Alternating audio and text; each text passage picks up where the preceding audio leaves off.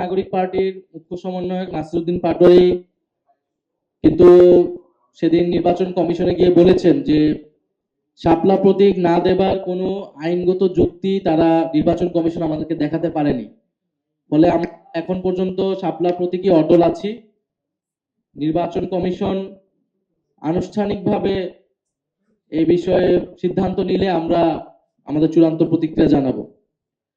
দ্বিতীয়ত হচ্ছে গণ অধিকার পরিষদের সাথে যেটা সংযুক্তির বিষয়টা, সেটা আমরা বলেছি সেটা আলোচনার পর্যায়ে রয়েছে।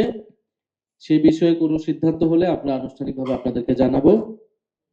আর মির্জা ফখরুলের ইসলাম আলমগীরের বক্তব্যের প্রেক্ষিতে আমি এই মুহূর্তে কোনো প্রতিক্রিয়া দিতে চাই না। যেটা আমি আমার বক্তব্য শেষে বলেছি, যদি আওয়ামী লীগকে পুনর্বাসন করার রাজনীতি এখন বিএনপি গ্রহণ করে থাকে, তাহলে সেই রাজনীতি বিএনপির জন্য কাল হয়ে দাঁড়াবে। ফলে আমরা বলবো যে বিএনপিকে আমরা গণ অভ্যুত্থানের অংশীদার মনে করি, আমাদের ফ্যাসিবাদ বিরোধী লড়াইয়ের অংশীদার মনে করি। বিএনপি যাতে ভুল রাজনীতি না করে সেই জন্য বিএনপির প্রতি আমাদের আহ্বান থাকবে।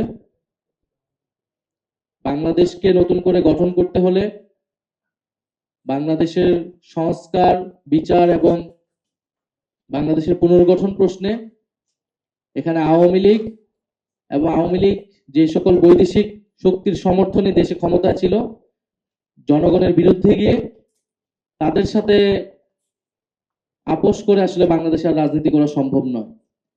আর জাতীয় নাগরিক পার্টি কোনো শক্তি কি শক্তি না, এটা আসলে রাজপথে ভোটের মাঠেই জনগণই এটা রায় দিবে।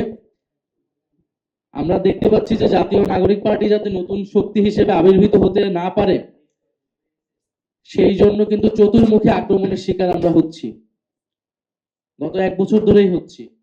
কারণ বাংলাদেশের এস্টাবলিশমেন্ট, যারা বাংলাদেশকে নতুন করে পুনর্গঠন করতে চায় না, যারা পুরনো ক্ষমতা কাঠামোকেই রাখতে চায়, এটা শুধু আওয়ামী লীগ না, আওয়ামী লীগের বাইরেও বিভিন্ন শক্তি, তারা কিন্তু চায় না যে তরুণদের একটি শক্তির উত্থান ঘটুক, জাতীয় নাগরিক পার্টির উত্থান ঘটুক। ফলে গত 16 বছর ফ্যাসিবাদ বিরোধী লড়াই যারা করেছেন, নির্যাতিত হয়েছেন, তাদের প্রতি আমাদের সমবেদনা রয়েছে, সহমর্মিতা রয়েছে, কিন্তু তাদের নেতৃত্বে গণ অভ্যুত্থান হয় নাই। তারা বারবার আহ্বান করার পরেও কিন্তু জনতা রাজপথে নেমে আসেনি। ফলে জনগণ কাদের কথায় নেমে আসবে, জনগণ কাদেরকে সমর্থন করবে, এটা আসলে আমরা ভোটের মাঠে এবং রাজপথে আমরা বুঝতে পারবো। ফলে বিএনপির প্রতি আমাদের আহ্বান থাকবে আওয়ামী পুনর্বাসনের রাজনীতি থেকে সরে এসে বাংলাদেশ পুনর্গঠনের রাজনীতিতে শরিক হতে তরুণদের সমর্থন তাহলে তারা পাবে।